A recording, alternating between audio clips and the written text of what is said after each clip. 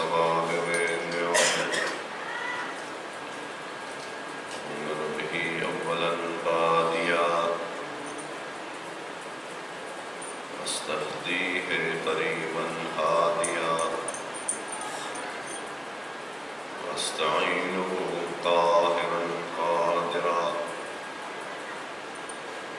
واتوكل عليه كافيا ناصرا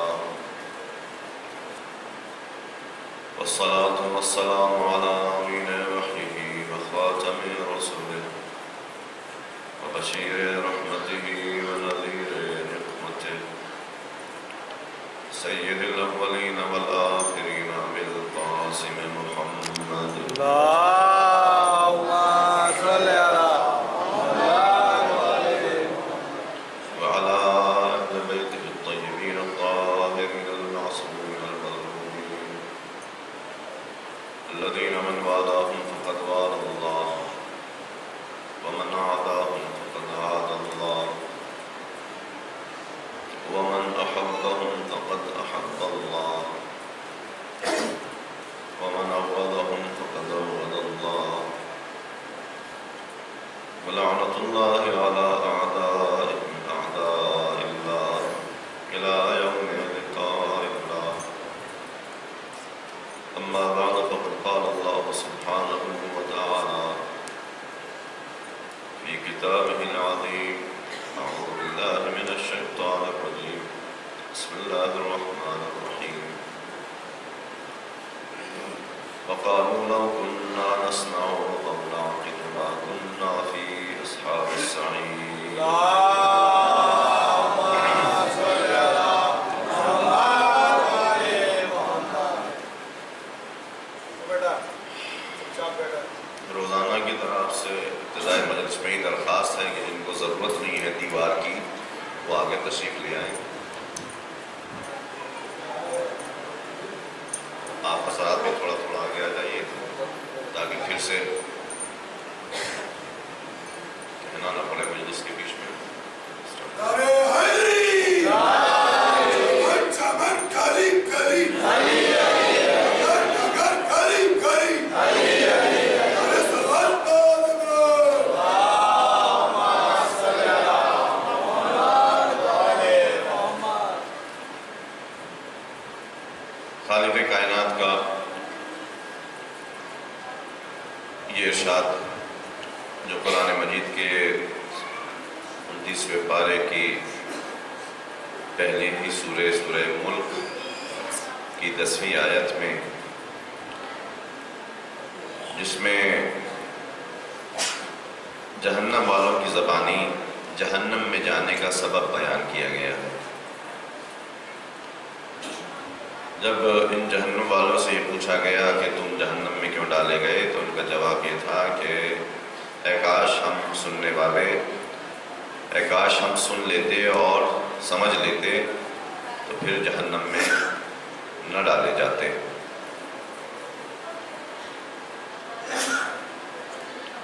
سننے اور سمجھنے کی جو صلاحیت اللہ نے انسان کے وجود میں رکھی ہے، اسی کی بنیاد پر آج دنیا کا سارا کاروبار چل رہا ہے. اگر کسی انسان میں خدا نخواستہ سننے کی صلاحیت نہ ہو تو وہ انسان دنیا کے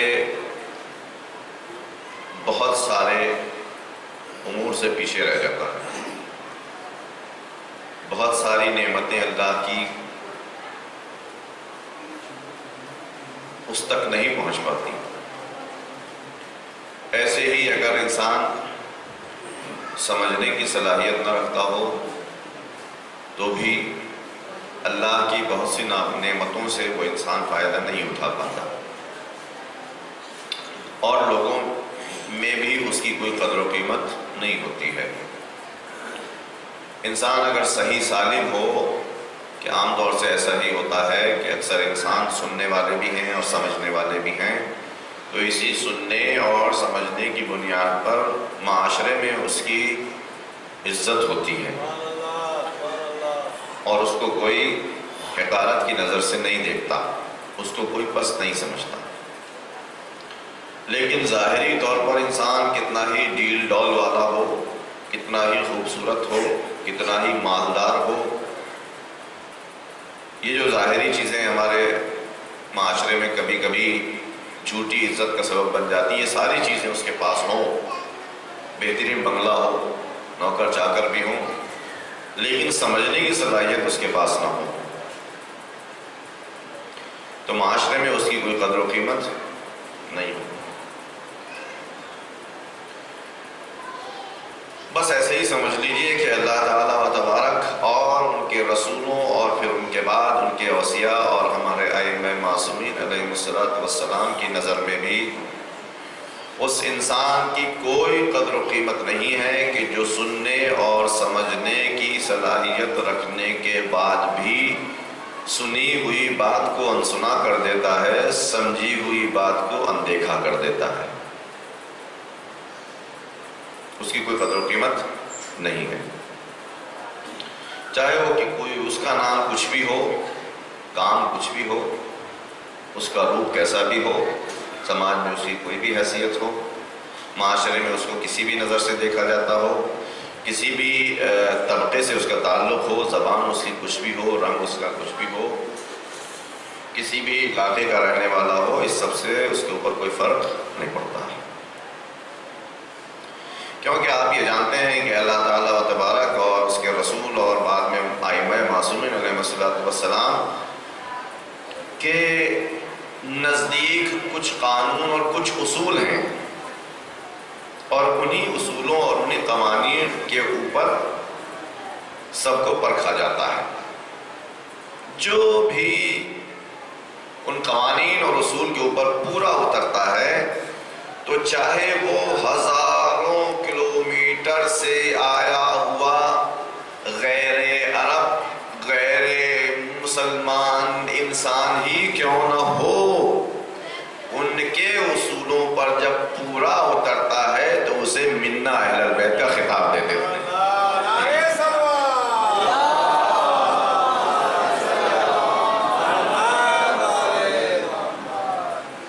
کہاں سے آیا اٹھ کر؟ ماں باپ بھی آتش پرست، خود بھی آتش پرست، بعد میں پھر عیسائی ہوا بندے خدا، پھر وہاں سے ڈھونڈتے ڈھونڈتے حق کی تلاش میں، حق کی تلاش میں، حق ہے نہیں اس کے پاس، تلاش جاری ہے، حق کی تلاش کرتے کرتے کرتے آخرکار حق تک پہنچ گیا، اور جیسے ہی حق تک پہنچا اب اس کو حق اتنا پسند آیا کہ اس نے اپنی ساری پہچان مٹا دی اور اب اپنے آپ کا نام ہی سلمان رکھ لیا، یعنی اسلام کے سامنے اپنے آپ کو سرنڈر کر دیا۔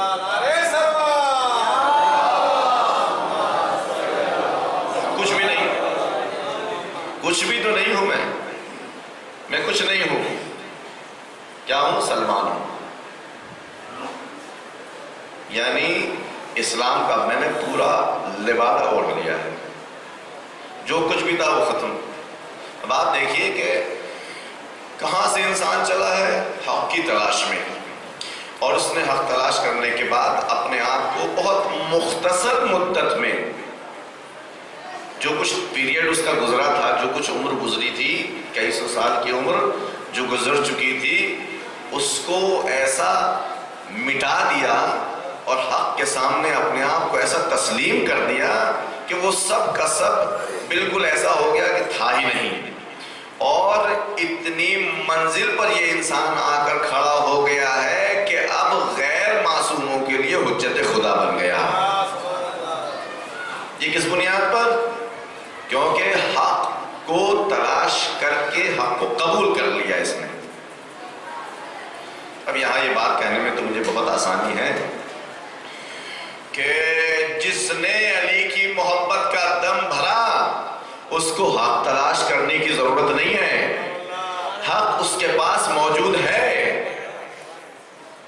ٹھیک ہے، موجود ہے، تو جب موجود ہے تو اسے تو بہت آسانی سے سلمان جیسا بن جانا چاہیے، جب موجود ہے تو بن جانا چاہیے کہ نہیں بن جانا چاہیے اس کو، بہت آسانی سے۔ ہمیں حق تلاش کرنے کے لیے کہیں جانے کی ضرورت نہیں ہے. اس حق کے کلمے کو ہماری ماؤں نے اپنے پاکیزہ شیر کے اندر ہمیں گھول کر پلا دیا ہے.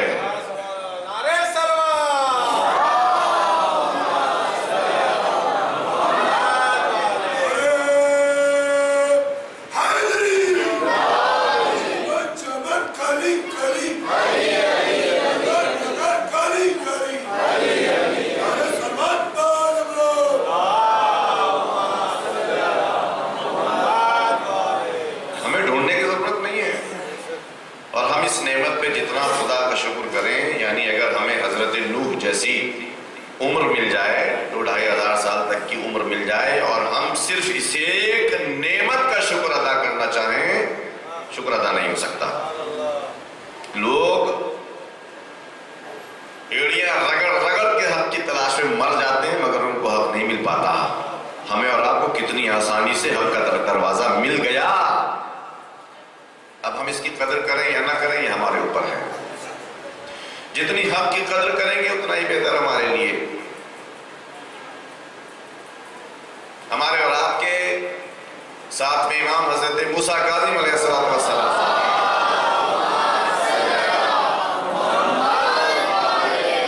فرماتے ہیں کہ تواضع للحق تکن اعقل الناس. حق کے سامنے اپنے آپ کو نیچا ہی رکھو. حق کے سامنے اپنے شانوں کو جھکا کر رکھو. حق کے سامنے سینہ سپر نہ کرو. حق کے سامنے اپنی گردن کو جھکا کے رکھو. حق کے سامنے اپنے آپ کو کچھ نہ سمجھو. حق کے سامنے جب اپنے آپ کو کچھ نہیں سمجھ کر کے اس کے سامنے اپنے آپ کو سرنڈر کر دو گے تو پھر دنیا کے عقل مند ترین انسان بن جاؤ گے. صلوات پڑھ دیجئے محمد والے محمد.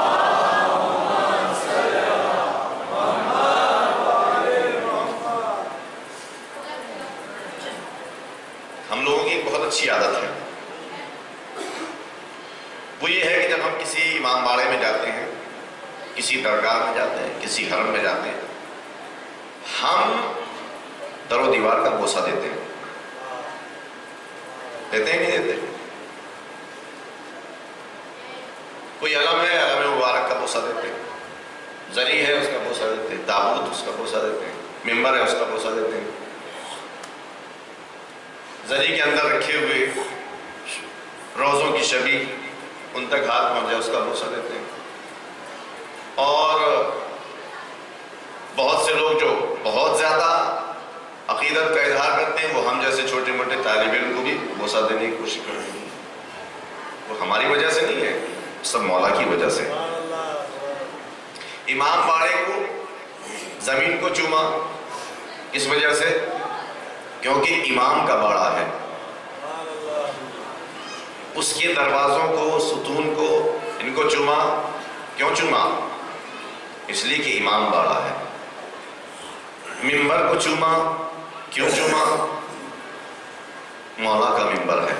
علم کو چوما. علم مولا کا ہے. زری کو چوما. زری مولا کی ہے. شبیہ کو چوما. یہ کیوں مولا کی ہے؟ سب کچھ مولا کا ہے نا. اس کو چوما. بھائی کیوں چوم رہے ہیں آپ؟ کہا اس لیے کہ ہم اپنی عقیدت کا اظہار کرنا چاہتے ہیں. توجہ کیجئے گا. ہم عقیدت کا اظہار کر کے بتانا چاہتے ہیں کہ ہم آپ کے سامنے کچھ نہیں اور آپ ہی ہمارے سب کچھ ہیں. یہی تو عقیدہ ہوتا ہے کہ آپ ہی ہمارے سب کچھ، ہم کچھ نہیں. جی تو یہ بہت اچھی چیز ہے، اس کا کوئی انکار نہیں کر سکتا. آدمی انسان جس کا عقیدت مند ہوتا ہے اس کے سامنے جھکتا ہی ہے. یہی بات تو میرے مولا صاحب امام فرمانا چاہتے ہیں کہ بھائی اگر تمہیں جھکنے ہی کی عادت ہے اور اس کو پسند کرتے ہو تو حق کے سامنے جھکو. حق کے سامنے اپنی گردنوں کو نیچے کر کے دکھاؤ. جب پتا چلے گا کہ جتنا حق کے سامنے جھکو گے اتنی ہی تمہاری عقل میں اضافہ ہوتا چلا جائے گا اور جتنے زیادہ تم عقل مند اپنے آپ کو شو کرو گے، ظاہر کرو گے، اتنا ہی ہمارے محبوب بن جاؤ گے.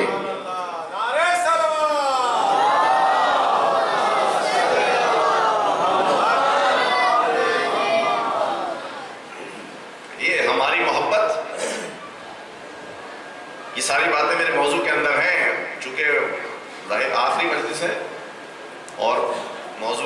ساری باتیں رہ گئی تھی جو میں آپ کے سامنے پیش نہیں کر سکا، وقت میں بھی اتنی گنجائش نہیں، لہٰذا بس اشارے کر کے میں اپنی منزل تک پہنچنا چاہتا ہوں۔ ہم کہتے ہیں مولا ہم کو آپ سے بہت محبت، آپ کے چاہنے والوں سے بھی بہت محبت، تمام عزاداران حسینی کی محبت کو میرا لاکھوں سلام، میں قربان جاؤں ان محبتوں کے۔ یہ محبت کوئی معمولی شے نہیں ہے، ایک دن میں نے اور اس کے سلسلے میں عرض کیا تھا، اس کو دہرانا نہیں چاہتا، یہ کوئی معمولی شے نہیں ہے،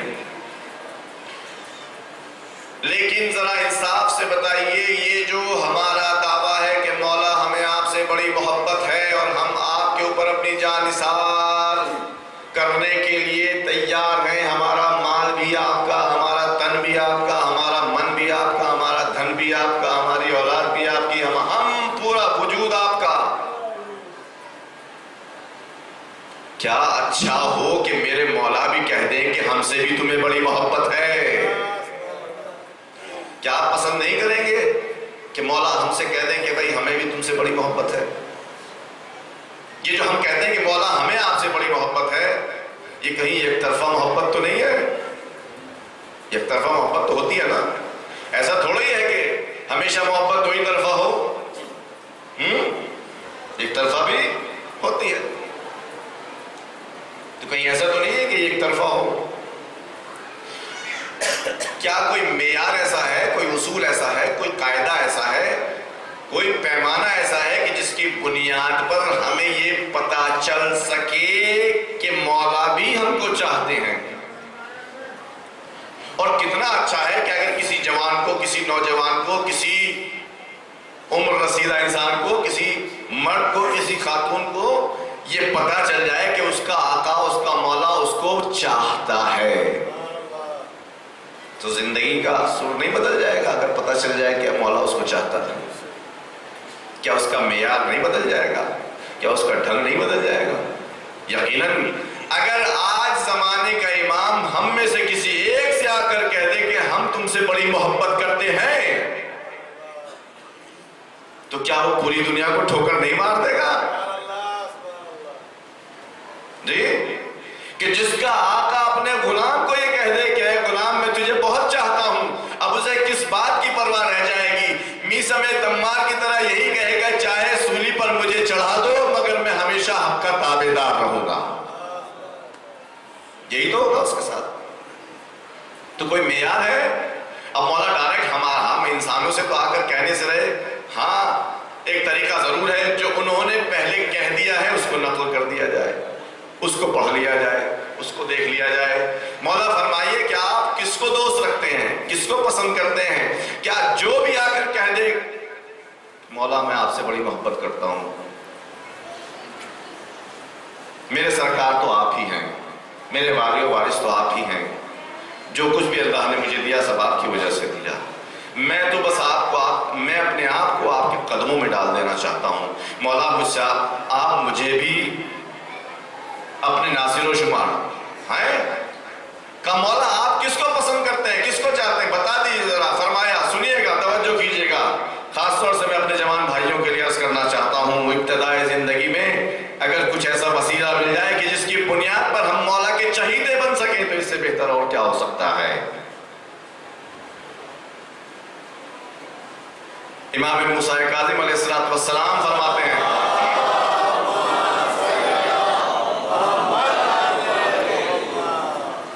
یہ حدیث آپ اصول کافی، تحف العقول، بحار الانوار اور باقی اس قسم کی حدیثوں کی کتاب میں دیکھ سکتے ہیں، بہت ہی مشہور و معروف حدیث ہے۔ فرماتے ہیں میرے مولا، اِنَّا لَنُحِبُّ من کان عاقلا فاہما فقیہا، یہ نہیں کہا کہ میں موسیٰ کاظم، فرمایا ہم۔ اب یہاں کسی گریز کی گنجائش نہیں ہے، یہ نہیں ہم کہہ سکتے کہ یہ تو امام کاظم نے فرمایا، شاید امام صادق کچھ اور، یہ تو امام کاظم نے فرمایا، شاید امام رضا کچھ اور، یہ تو امام کاظم نے فرمایا ہے، ہے شاید امام زمانہ کچھ اور، یہ تو امام کاظم نے فرمایا ہے چاہے سید الشہداء کچھ اور، یہ تو امام کاظم نے فرمایا ہو سکتا ہے امیر المومنین کچھ اور. نہیں، انہوں نے کہا انا کا مطلب یہ ہے کہ ہم سبھی اہل بیت یہی کہہ رہے ہیں جو ہم کہہ رہے ہیں.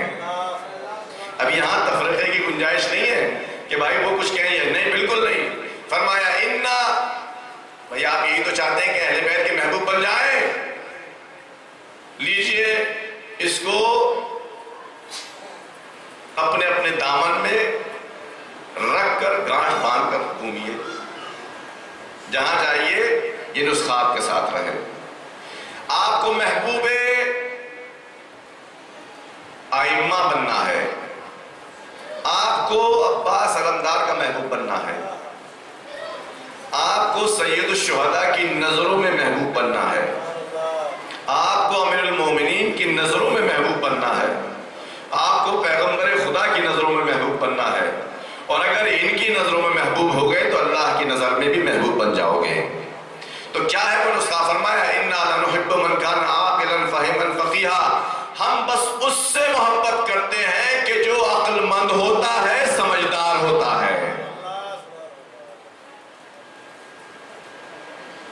اب آپ کے ذہن میں یہ سوال آیا کہ عقل مند تو سبھی ہیں. بھائی عقل مند تو سبھی ہیں، جس کا مطلب سب کو مولا چاہتے ہیں. جی عقل مند سبھی ہیں، پوری دنیا عقل مند ہے، عقل کے اوپر ہی سارا کاروبار چل رہا ہے. تو پھر مولا نے یہ فرمایا تو اس کا مطلب سب کے سب محبوب ہیں. الحمدللہ ہم سب کے سب مولا کی نظر میں محبوب ہیں، اللہ کا شکر ہے. لیکن میرے عزیزو، میں ایک باتیں ذرا پچھلی مجلسوں سے دہرانا چاہتا ہوں یہاں پر. اگر سب کے سب عقل مند ہوں تو پھر جہنمیوں کا یہ کہنا کہ اے کاش ہم سنتے اور سمجھتے، اے کاش ہم سنتے اور اپنی عقل سے کام لیتے تو آج جہنم میں نہ جاتے. تو جہنم میں جانے والے کیا سارے کے سارے مجنون ہیں، یا اپنے بالکل سادی زبان میں کہیں پاگل ہیں، ان کے پاس عقل نہ تھی؟ جہنم میں جانے والے لوگ کیا ان کے پاس عقل نہیں تھی؟ ایسے ایسے عقل مند لوگ کہ جنہوں نے امیر المومنین کے لشکر کو پسپا کر دیا، جنہوں نے ہمارے مولا حسن مجتبی علیہ السلام کے لشکر کو اپنے لشکر میں ملا کر ایسے حالات پیش کیے کہ حسن مجتبی کو صلح کرنی پڑی. عقل نام کی کوئی چیز ہوگی ان کے پاس، تبھی تو ایسے ایسے ائمہ کے سامنے انہوں نے اپنی جیت دکھا دی، اپنی فتح کا اعلان کر دیا. عقل ہوگی تبھی تو یہ کام کیا. اگر عقل نہ ہوتی تو ہار جاتے کتنے آسانی سے، مگر چونکہ عقل تھی ان کے پاس، لہٰذا انہوں نے امیر المومنین کے جیسے فنکار انسان کے لشکر کو بہت آسانی سے پسپا کر دیا. امام حسن مجتبی علیہ السلام کے لشکر کو اپنے لشکر میں ملا دیا. ان کے پاس عقل ہوگی جبھی تو، اور اگر عقل نہ تھی تو کیا کیسے؟ اور آپ ادھر سے کہتے ہیں کہ ہم عقل مندوں کو دوست رکھتے ہیں، ہم عقل مندوں کو چاہتے ہیں، ہمیں عقل مندوں سے ہی محبت ہے. تو اس کا مطلب یہ کہ آپ ان کو بھی چاہتے ہیں، ہمیں بھی چاہتے ہیں، سب کو چاہتے ہیں. نہیں عزیزو، پھر میں بس ایک فرق آپ کے سامنے عرض کرنا چاہتا ہوں. ایک شخص آیا امام زین العابدین علیہ السلام کی خدمت میں،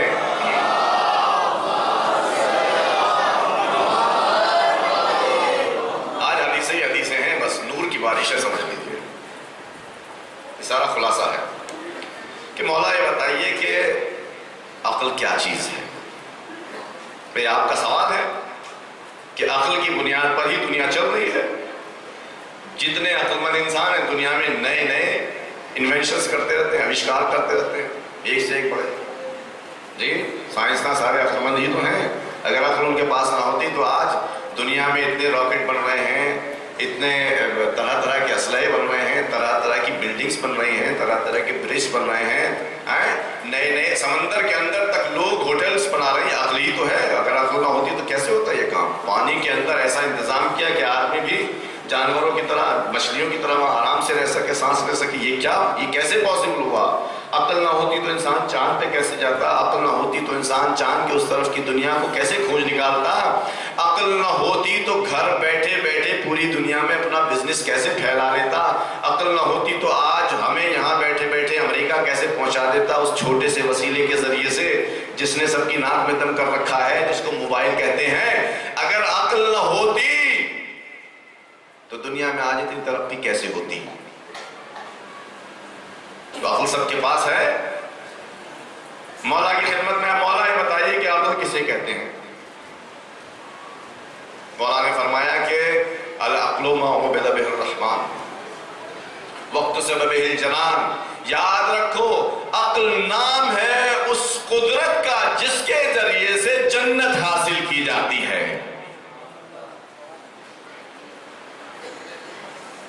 عقل نام ہے اس چیز کا کہ جس کے ذریعے سے رحمان کی عبادت کی جاتی ہے۔ اب شاید آپ کے لیے تھوڑا کلیئر ہو گیا۔ اگر عقل نام ہے اس چیز کا کہ جس سے صرف اللہ کی عبادت کی جاتی ہے، اور اگر عقل نام ہے صرف اس چیز کا کہ جس کے ذریعے سے جنت حاصل کی جاتی ہے، تو پھر اس کا مطلب یہ ہے کہ جو لوگ اللہ کی عبادت نہیں کر رہے ہیں ان کے پاس عقل نام کی چیز نہیں ہے۔ جو لوگ جنت حاصل کرنے کے لیے کوشش نہیں کر رہے ہیں ان کے پاس عقل نام کی چیز موجود نہیں ہے۔ لیکن آپ کا سوال ابھی اپنی جگہ پر باقی ہے۔ تو پھر یہ کیا ہے جس سے لوگ دنیا میں سیکنڈوں میں، منٹوں میں، سیکنڈوں میں ادھر سے بیٹھے بیٹھے ادھر پہنچ جاتے ہیں؟ یہ کیا ہے کہ جس کی بنیاد پر لوگ زمین کو چھوڑ کر آسمان کی باتیں کر رہے ہیں؟ یہ کیا ہے جس کی بنیاد پر لوگوں نے آج اپنے آپ کو زمین کے نیچے تک پہنچا دیا؟ یہ کیا ہے کہ گھر کے اندر بیٹھے بیٹھے پوری دنیا کو اپنے قبضے میں کرنے کے چکر میں ہے انسان؟ اگر یہ عقل نہیں تو پھر کیا ہے؟ ایسا ہی سوال اس راوی کے ذہن میں تھا۔ اس نے پھر آگے بڑھ کر پوچھا کہ مولا اگر عقل یہ ہے کہ جس کے ذریعے سے صرف رحمان کی عبادت کی جائے، اور اگر عقل یہ ہے کہ جس کے ذریعے سے صرف جنت کسب کی جائے، تو پھر یہ بتائیے کہ وہ معاویہ کے اندر کیا چیز تھی کہ جس نے دوسرے لشکروں کو پسپا ہونے پر مجبور کر دیا؟ وہ کیا چیز تھی؟ امیر شام نے تو کوئی جنت نہیں کمائی، امیر شام نے تو کوئی صرف رحمان کی عبادت نہیں کی۔ ہم کیا کریں جب وہ خود ہی گواہی دیتے ہیں؟ ہم اپنی طرف سے کوئی الزام نہیں لگا رہے ہیں، انہوں نے خود گواہی دی۔ صلح امام حسن کے بعد جب مدینے آئے ہیں امیر شام تو لوگوں کے سامنے خطبہ دیا کہ اے لوگو، مدینے کے لوگو، تم جتنا چاہو نماز پڑھو، جتنے چاہو روزے رکھو، جتنے چاہو حج کرو، جتنے چاہو رسول کی زیارت کرو، جتنا چاہو قرآن پڑھو، جتنا چاہو اعتکاف کرو، ہمیں اس سے کوئی مطلب نہیں ہے۔ ہم تو بس اتنا چاہتے تھے کہ تمہارے اوپر ہمیں حکومت مل جائے، وہ ہمیں مل گئی۔ ہاں بس دھیان رکھنا جو بھی ہمارے حکومت کے سامنے کھڑا ہوگا اس کی خیر نہیں۔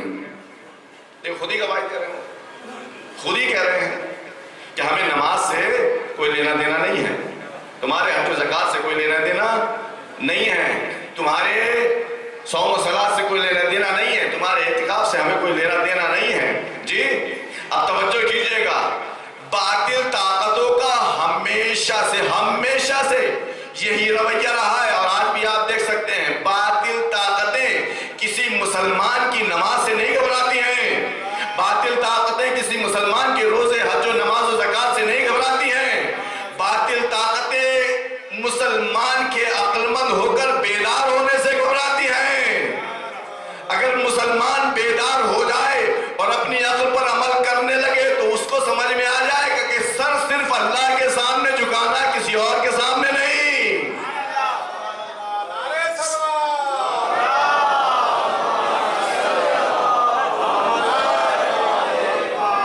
یہ ہمیشہ سے، آج بھی آپ دیکھ سکتے ہیں جن ملکوں میں، توجہ کیجئے گا، جن ملکوں میں لوگ 5 وقت نماز پڑھتے ہیں، ماہ رمضان میں راتوں راتوں قرآن کی تلاوت کرتے ہیں، اعتکاف کرتے ہیں، حج بجا لاتے ہیں، تمام دینی مسائل کے پابند ہیں، لیکن ان کو یہ شعور نہیں کہ یہ مسائل اور یہ ہم جو کچھ کر رہے ہیں یہ کس لیے کر رہے ہیں۔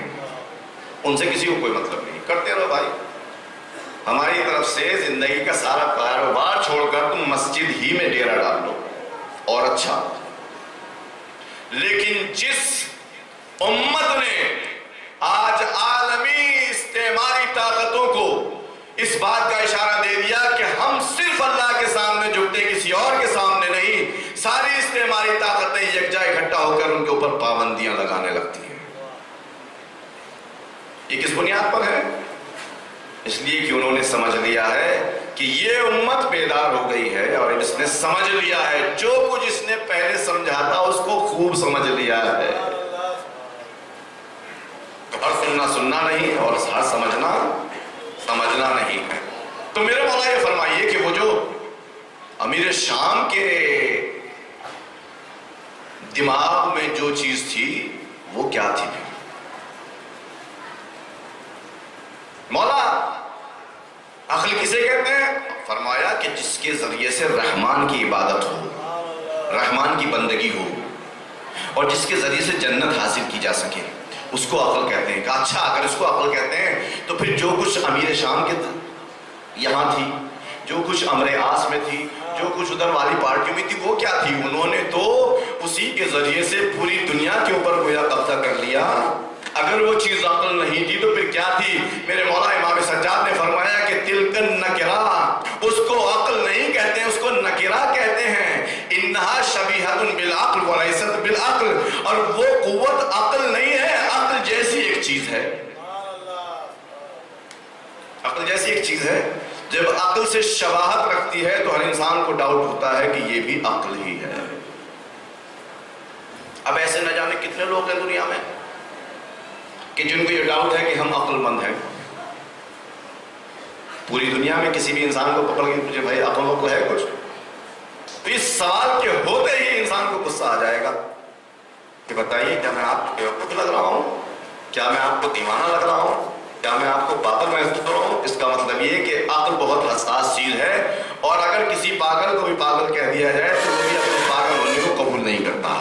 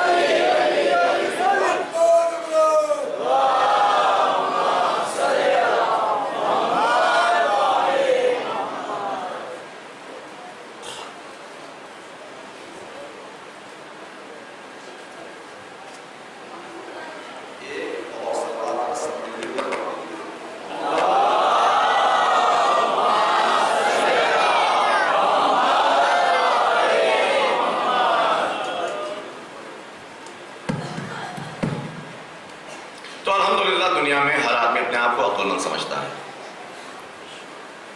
اور اتنا حساس میٹر ہے کہ بس سے ایک اشارہ کر دیا بھائی عقل ہے کہ نہیں ہے، فوراً تیور بدل جائیں گے، ماتھے پر شکن آ جائے گی، اور ممکن ہے کہ اگر کوئی مسلس والا ہوا تو ہو سکتا ہے کہ وہ اسی سوال کے جواب میں زبان نہ چلائے، ہاتھ چلا بیٹھے۔ عقل کا معاملہ اتنا حساس ہے۔ تو راوی نے آ کر پوچھا کہ مولا یہ بتائیے کہ عقل کسے کہتے ہیں؟ تو مولا نے یہ نہیں فرمایا کہ جو جتنی تیزی سے پیسہ کما لے وہ اتنا ہی بڑا عقل مند ہے۔ مولا نے یہ نہیں فرمایا کہ جو جتنی جلدی سے پروگریس کر لے اور سیڑھیاں چڑھتا چلا جائے وہ اتنا بڑا ہی عقل مند ہے۔ مولا نے یہ نہیں فرمایا کہ جو جتنی زیادہ پراپرٹی بنا لے اتنا ہی بڑا عقل مند ہے۔ مولا نے یہ نہیں فرمایا کہ جو ہر قسم کی ڈگری اپنے پاس حاصل کر لے وہ بہت بڑا عقل مند ہے۔ مولا نے یہ نہیں فرمایا کہ راکٹ کے ذریعے سے اپنے آپ کو چاند پر پہنچانے والا عقل مند ہے۔ مولا نے یہ نہیں فرمایا کہ نئے نئے انسٹرومنٹس کو ایجاد کرنے والا انسان عقل مند ہے۔ مولا نے یہ نہیں فرمایا کہ دنیا کو اپنی باتوں کے ذریعے سے بہکا لینے والا انسان عقل مند ہے۔ یہ سب کچھ نہیں فرمایا۔ فرمایا تو کیا کہ اگر سمجھنا چاہتے ہو کہ عقل کیا چیز ہے تو بس جان لو کہ عقل نام ہے اس پاور کا کہ جس کے ذریعے سے صرف اللہ کی عبادت کی جاتی ہے اور اس کے نتیجے میں جنت حاصل کی جاتی ہے، اور کچھ نہیں۔ کہا تو پھر معاویہ کے پاس کیا تھا، عمرو بن عاص کے پاس کیا تھا؟ کہا کہ وہ ایک عقل جیسی ایک چیز ہے، اس کو نکرہ کہتے ہیں، عقل نہیں ہے وہ۔ اگر تم یہ دیکھنا چاہتے ہو کہ کون عقل مند ہے تو توجہ کیجئے گا، پھر سے حدیث آپ کی خدمت میں عرض کرنا چاہتا ہوں، اگر تم یہ دیکھنا چاہتے ہو کہ کون واقعی عقل مند ہے، یا تم یہ دیکھنا چاہتے ہو کہ کون اپنی عقل سے صحیح فائدہ اٹھا رہا ہے، تو پھر میرے مولا نے فرمایا من کان عاقلا کان لہ دین، جو بھی عقل مند ہوگا وہ یقیناً دیندار ہوگا۔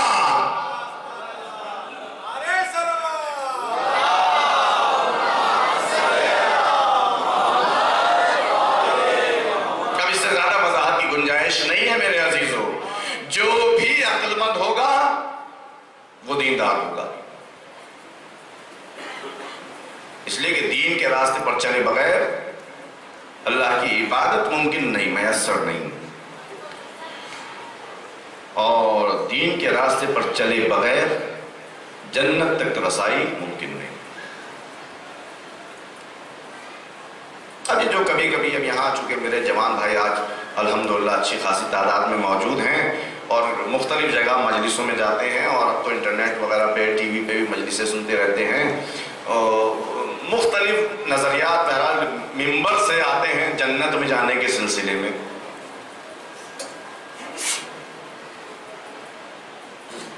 حق باتوں کو ٹیک بنا کر اپنی خواہشات کا اظہار کرنا بہت آسان کام ہے، اور عیسائی نظریات کو قوم میں رائج کرنا، اب مجھے معلوم نہیں کہ لوگ جان بوجھ کر یہ کام کرتے ہیں یا لاشعوری طور پر یہ کام کرتے ہیں۔ آپ نے سنا ہوگا کہ عیسائی مذہب میں جنت ملنا بہت آسان ہے، بہت آسان ہے جی۔ وہ جو فادر ہوتے ہیں نا، فادر مولانا، ان کے فادر مجھے جنت چاہیے، کتنی چاہیے، کتنے گز، اتنی کہ میں اور میری فیملی آسانی سے رہ سکیں، لائیے پیسے دے دیجئے اور آپ کی جنت بک کر دی۔ تو اب انصاف سے بتائیے کہ کیا وہ جنت میں نہ جائیں گے؟ جنت کی بکنگ مل گئی نا ان کو مولانا کے ذریعے سے، تو جنت میں جائیں گے کہ نہیں جائیں گے؟ جنت چلے جائیں گے، جنت مل گئی ان کو، بکنگ ہو گئی۔ تو ایسے ہی کچھ سچی باتوں کو ٹیک بنا کر اس کے اوپر اپنی خواہشات کی دیوار کھڑی کر کے جنتیں بانٹتے ہیں۔ دیکھیے سچی بات ہے، کیا ہے سچی بات؟ میرے مولا امام صادق علیہ الصلوۃ والسلام نے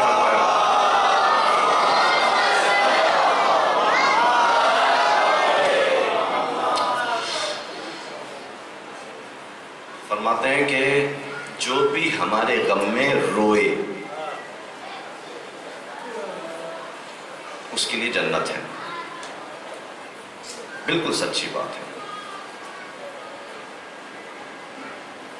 جس کی آنکھ سے ایک مکھی کے پر کے برابر آنسو جاری ہو گیا، اس نے آتش جہنم کو خاموش کر دیا اور انسان کے اوپر جنت واجب ہو گئی۔ بالکل سچی بات ہے، آپ سنتے ہوں گے، ذاکرین سے خطبہ سے سنتے ہوں گے، بالکل سچی بات ہے۔ لیکن یہ جو حدیث ہے اس میں تو کوئی شک نہیں ہے، مگر مسئلہ یہ ہے کہ بعض ہمیں میں سے اسی کو پلیٹ فارم بنا کر اپنی خواہشات کی عمارت تعمیر کرنے لگتے ہیں، تعمیر کرتے ہیں۔ کہ مولانا آپ نے کیا کہہ دیا کہ جس کے پاس دین نہیں وہ جنت میں نہیں جا سکتا؟ میرے مولا نے تو فرمایا کہ جس نے ایک آنسو بہا دیا اس پر جنت واجب ہو گئی. میں نے کہا مولا نے جو فرمایا اس میں کسی کو شک نہیں ہو سکتا ذرہ برابر. قرآن مجید کی تفسیر ہے مولا کا فرمایا ہوا، اس میں کسی کو شک نہیں ہو سکتا. مگر کیا گارنٹی ہے کہ جو کچھ آپ نے اس سے سمجھا ہے وہی حق ہے؟ آپ نے یہی تو سمجھا، عام طور سے ایسا ہوتا ہے، آپ نے یہی تو سمجھا کہ ادھر ہم نے ایک آنسو بہایا جنت ہم پر واجب ہو گئی، اب اس کے بعد خوب عیش کرو.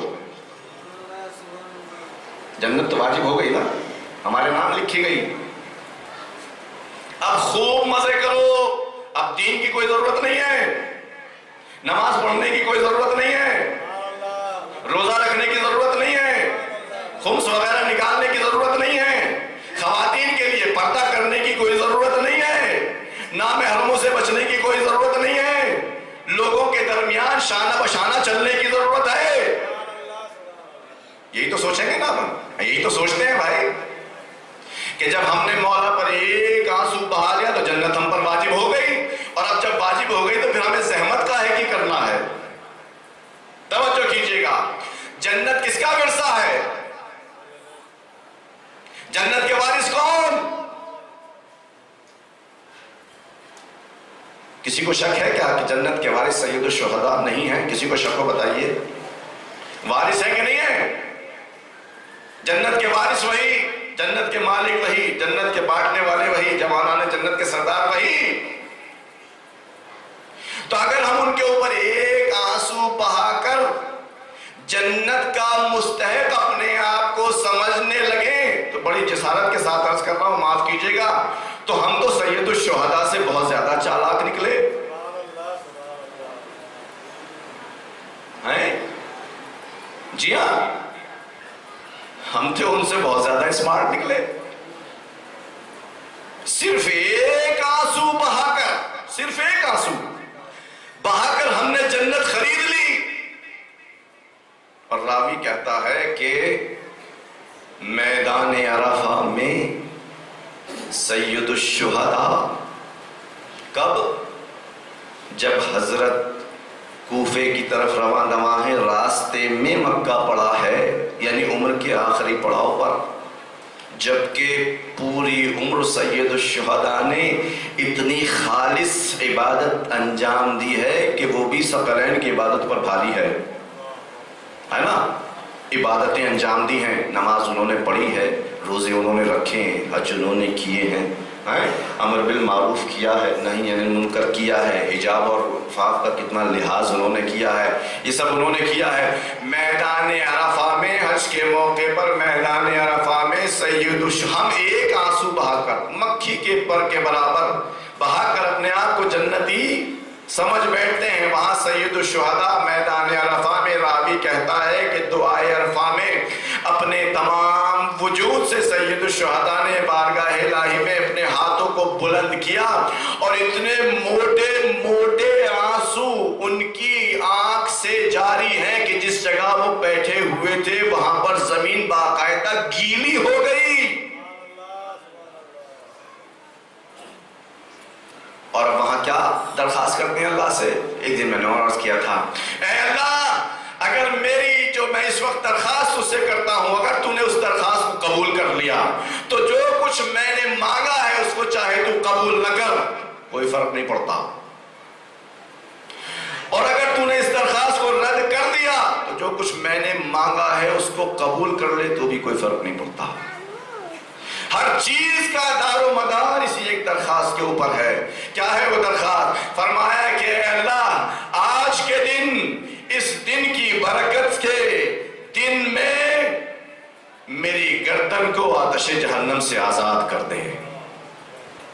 اگر تو نے میری گردن کو جہنم کی آگ سے آزاد کر دیا تو میری تمام درخواستیں گویا پوری ہو گئی. اب یہ بتائیے کہ سید الشہداء سے زیادہ اسمارٹ ہم ہیں کہ نہیں ہیں؟ بتائیے ہیں کہ نہیں ہے؟ ذرا انصاف سے بتائیے، دل پر رکھ کے بتائیے. ہم صرف ایک آنسو سے اپنے آپ کو جنتی مان لیتے ہیں، وہاں 50-55 سال خالص عبادت کرنے کے بعد بھی اپنی عمر کے آخری پڑاؤ پر ایسے رو رو کر اللہ سے درخواست کر رہے ہیں میرے سید الشہداء کہ کہیں اس لمحے پر بھی اللہ کی نظر رحمت ہم سے ہٹ نہ جائے. تو پھر مسئلہ کیا ہے آخر؟ توجہ کیجئے گا. میں یہ نقطہ آپ کی خدمت میں پیش کر کے مجلس تمام کر رہا ہوں اس لیے کہ وقت اب اس سے زیادہ نہیں ہے. تو پھر میٹر کیا ہے؟ کیا آنسو بہانے سے جنت نہ ملے گی؟ کیا گناہ معاف نہ ہوں گے؟ کیا آتش جہنم خاموش نہ ہوگی؟ جنت واجب نہ ہوگی؟ نہیں. مولا نے فرما دیا ہے تو یہ لوح محفوظ ہی کا فرمان ہے, اس میں کوئی شک نہیں ہے. تو پھر آپ انکار کیوں کریں؟ میں انکار نہیں کرتا. جنت واجب ہو گئی. ہاں بس اتنا فرق ضرور ہے کہ یہ جو جنت واجب ہوئی ہے اسے اب گناہ کر کے ہاتھ سے نہ جانے دو.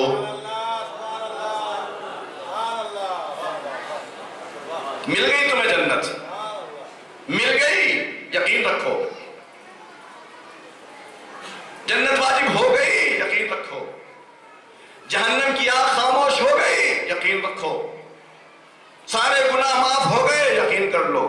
بس شرط یہی ہے کہ اب جو گناہ معاف ہوئے ہیں تو اب دوبارہ سے پھر ان کو اسٹارٹ نہ کرو. اب جو جنت تمہیں مل گئی اسے ہاتھ سے نہ جانے دو. یہی تو وجہ ہے میرے مولا نے فرمایا ہے کہ ہم اسی کو پسند کرتے ہیں جو اپنی عقل سے کام لیتا ہے.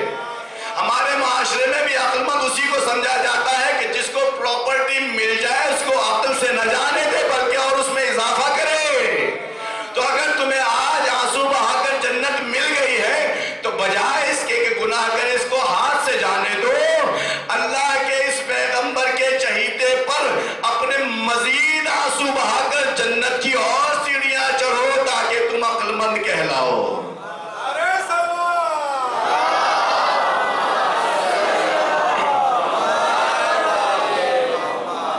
اور یہی ہے انقلاب کربلا کا تقاضا.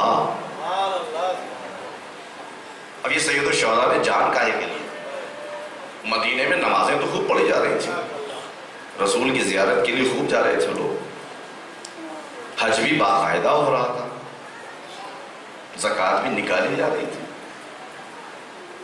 قرآن کی تلاوت بھی ہو رہی تھی, سب کچھ ہو رہا تھا. تو پھر مولا کو کیا ضرورت پڑی تھی کہ وہ بیٹھے بٹھائے اپنے چھوٹے سے قافلے کو لے کر کے کربلا کی زمین پر آ جائے؟ کیا پڑی تھی وہ؟ وہی بات جو میں نے عرض کیا کہ خالی نماز پڑھ لینا کوئی ہنر نہیں ہے, روزہ رکھ لینا کوئی ہنر نہیں ہے, حج کر لینا کوئی ہنر نہیں ہے, سبھی کرتے ہیں. روزہ بھی ہمیں رکھنا ہے, نماز بھی رکھنا ہے, پردہ بھی کرنا ہے, واجبات کو پورا انجام دینا ہے, گناہوں سے بچنا ہے, یہ سب کرنا ہے, مگر اس کے پیچھے دل کا میٹر نہیں ہونا چاہیے. نماز کیوں پڑھتے ہو بھائی؟ میرا دل چاہتا ہے, مجھے اچھی لگتی ہے. ہرگز نہیں, کوئی فائدہ نہیں. روزہ کیوں رکھتے ہو بھائی؟ مجھے پسند ہے. کوئی فائدہ نہیں. حج پر کیوں تشریف لے جا رہے ہیں آپ؟ ارے بڑا مزہ آتا ہے جناب, مزہ لینے کے لیے جا رہے ہیں. کوئی فائدہ نہیں. ٹور پہ نکلیں, کوئی فائدہ نہیں. سمجھ کر جاؤ, دیکھ کر جاؤ, معرفت کے ساتھ جاؤ. جب اس طریقے سے جاؤ گے تو کبھی کبھی حج پر نہیں گئے ہو تمہارا حج لکھا گیا. جب سمجھ لو گے معاملہ کیا ہے تو حج پر نہیں گئے, حج لکھا گیا, تمہاری طرف سے فرشتے انجام دے دیں گے. سمجھ لو گے تو. نہیں سمجھو گے تو بہت سارے مسلمانوں کی طرح, بہت سارے لوگوں کی طرح ہر سال بھی حج کرو گے تو بھی ایک بھی حج تمہارا نہیں لکھا جائے گا. اور اگر سمجھ لو گے تو یہیں بیٹھے بیٹھے فقیری کی حالت میں, غربت کی حالت میں, تنگ دستی کی حالت میں, بیماری کی حالت میں, یہیں بیٹھے بیٹھے مقبول حج تمہارے لیے لکھا جائے گا. لکھا جائے گا اگر سمجھ لو گے تو. نہیں سمجھو گے تو کوئی بات. اسی سمجھ اور فہم کو بیدار کرنے کے لیے سید الشہداء نے قیام کیا ہے. یہ انقلاب اسی لیے ہے. اور اگر اتنا اہم کام نہ ہوتا تو سید الشہداء اپنے بے شیر کو دشمنوں کے سامنے نہ لاتے. یہ کوئی کھیل نہیں ہے, یہ کوئی مذاق نہیں ہے. کھنکھناتی ہوئی شمشیروں کے بیچ میں, ہوا میں لہراتے ہوئے نیزوں کے بیچ میں, آتے ہوئے سینکڑوں تیروں کے درمیان اپنے ایک ننھے بے شیر کو دشمنوں کے سامنے لا کر کے, یہ کوئی ہنسی کھیل نہیں ہے. یہ خالی اس لیے نہیں کہ ہم 2 آنسو بہا کر کے اٹھ جائیں اور پھر اس کے بعد مولا الوداع, اگلے برس اگر ہم ہوئے پھر سے آنسو بہائیں گے. اس لیے نہیں ہے. یہ اس لیے ہے تاکہ انسان اس نعمت کی قدر کو سمجھتے ہوئے سید الشہداء کے راستے پر آ جائے. جو نعمت ہر کسی کو نصیب نہیں ہوتی, وہی اس کی فہم کی نعمت ہے, وہی اس کی عقل کی نعمت ہے. سید الشہداء میدان میں اکیلے کھڑے ہوئے ہیں. کیوں اکیلے ہیں؟ کیا مدینے سے سید الشہداء اکیلے چلے تھے؟ کیا سید الشہداء کا کوئی یار و یاور نہیں تھا؟ کیا سید الشہداء کے سب جانثار چھوڑ چکے تھے؟ نہیں, سارے جانثار اپنی اپنی قربانی پیش کر چکے تھے. اب خواتین ہیں اور میرے مولا سید الشہداء میدان کے اندر کھڑے ہوئے ہیں. سامنے دشمنوں کا جم غفیر ہے. ایسا محسوس ہوتا ہے کہ حسین کسی چیز کا انتظار کر رہے ہیں. شاید اپنی باری کا انتظار کر رہے ہیں, نہیں شاید کسی اور واقعے کا انتظار کر رہے ہیں. اتنے میں خیام سے شور برپا ہوتا ہے.